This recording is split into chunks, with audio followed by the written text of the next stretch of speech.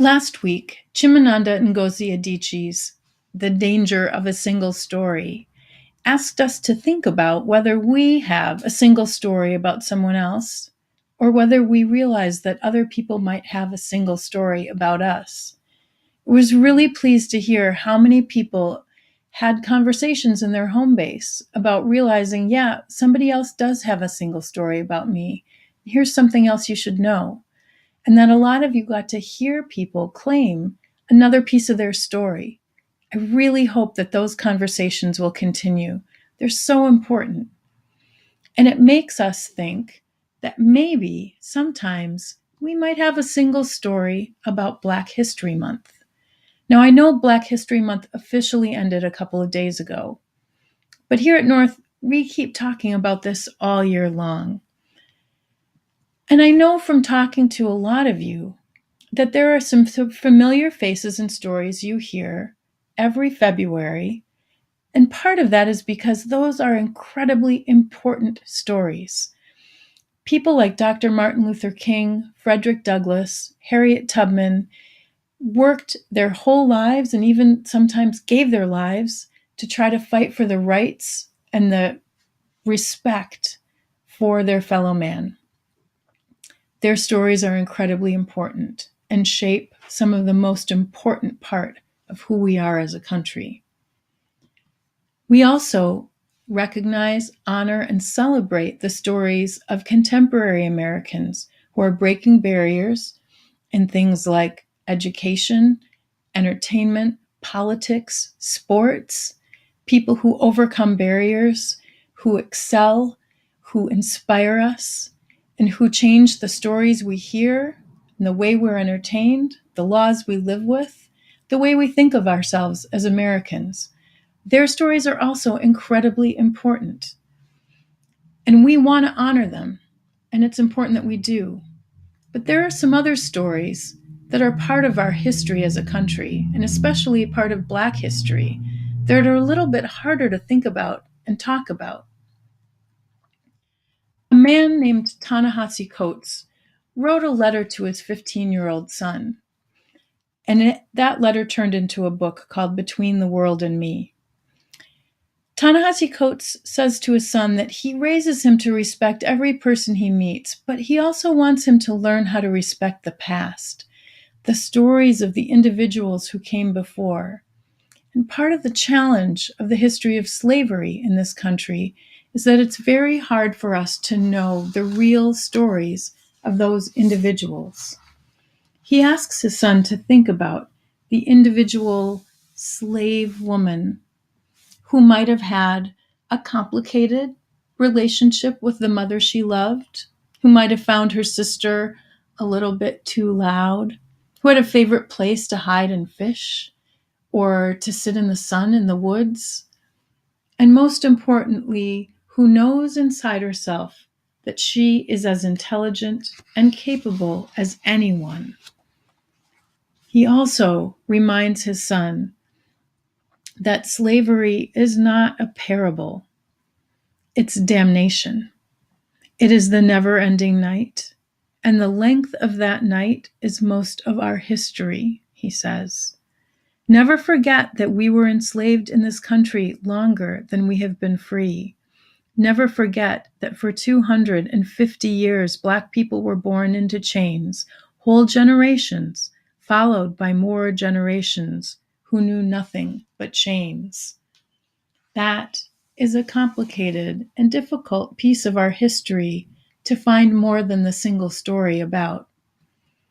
One man is trying to do just that by creating a slavery museum.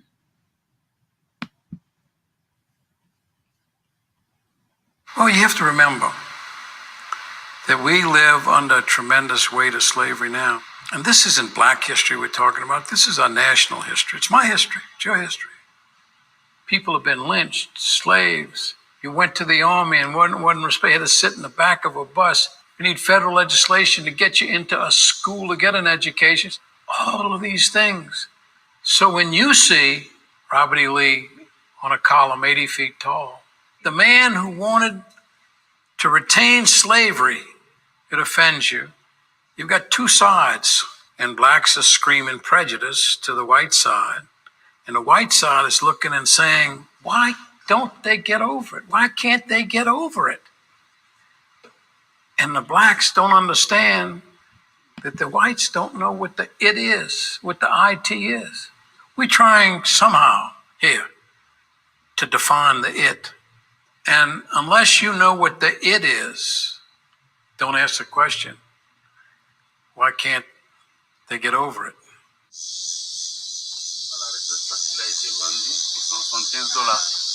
Celui-là était aussi d'origine africaine, Little Jim. C'est comme ça que ça, c'est la transcription française. 50 ans, African, il a été vendu à Etienne Villeray. Free colored man. Etienne, you need something? When they leave, be sure that they toll that bell once for the slave, wherever there's a bell. Okay.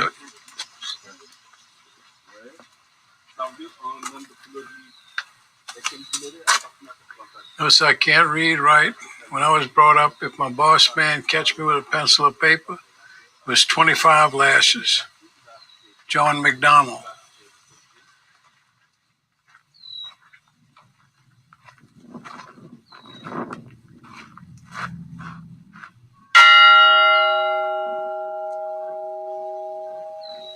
Over the last 16 years, we have been working on the Whitney Plantation.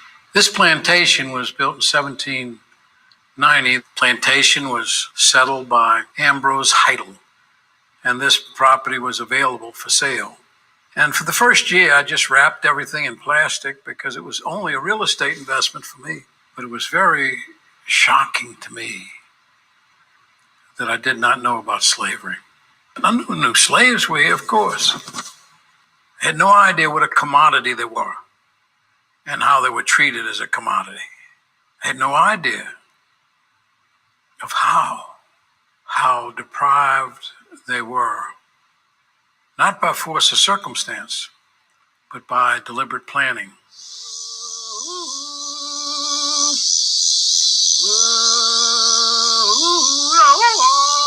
Like the sheriff of the parish or the head of the militia would have something like this, to lock up runaway slaves until the master comes and claim them and pay the fees for feeding and watering, They always refer to those slaves as animals. And even the runaway slaves, they use the name Maroon. Maroon is from Cimarron, and Cimarrones are wild pig, And this was part of slave control. My name is Ibrahim Asek. I met John Cummings in 2000, and he decided to hire me to be the director of research of this project. The fact of going into the archives and digging all those names and taking them back to life, everybody who comes here would know that Abdou from Senegal was a slave here. He died in 1836. You don't just teach slavery. These people have backgrounds. They came from Africa.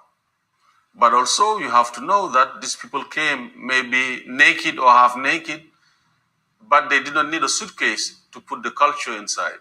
When we say blues, jazz, rock and roll, Zydeco, they know it all over the country and they like it.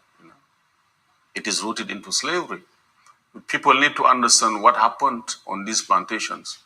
It is not just a way of putting the guilt on someone. No, we don't need that. We need to understand today why we have so many problems in America, why so many people are in jail, why so much poverty, black people being shot and killed like game. All that was rooted in slavery. And if you don't understand the source of the problem, how can we solve it? What people have to realize is it was a bunch of people like me who started this mess. And they started slavery. And they dealt in slaves. And so why would it be a surprise if some white kid came along as a cheerleader and was trying to do something that would correct what his ancestors did? So I thought that I personally would no longer be satisfied living in ignorance, and also that I would try my best to present the facts of slavery to all of the people I could find so that everyone would understand how strong the deck was stacked against the Africans here. I spent 16 years so far, and we're north of $8 million now. We're not finished. I'm a bloody old great man, then I bloody could when I make my 50 cent, Lord, I carry it home to Rosie. Come on, yell mule. Lordy, Lord.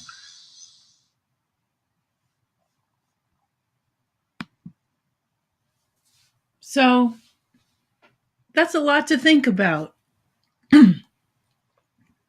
Why can't we just get over it?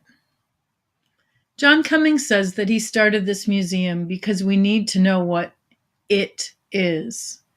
So first, we have to think about what is it? He's helping us find more than the single story. Remember that each slave was a human being with things that they laughed at and things that annoyed them, moments of joy and moments of boredom. He remembers that they were whole, real people. And he's trying to track down their names and where they're from and toll the bell and give us more than a single story.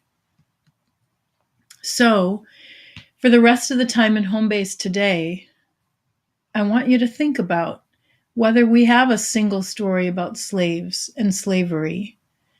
And then think about what do we need to do and what do we need to learn to really understand how slavery is still part of our American story today. They're not easy questions, but they're some of the most important questions we can talk about as a community. Respect each other, respect yourself. Have a good conversation.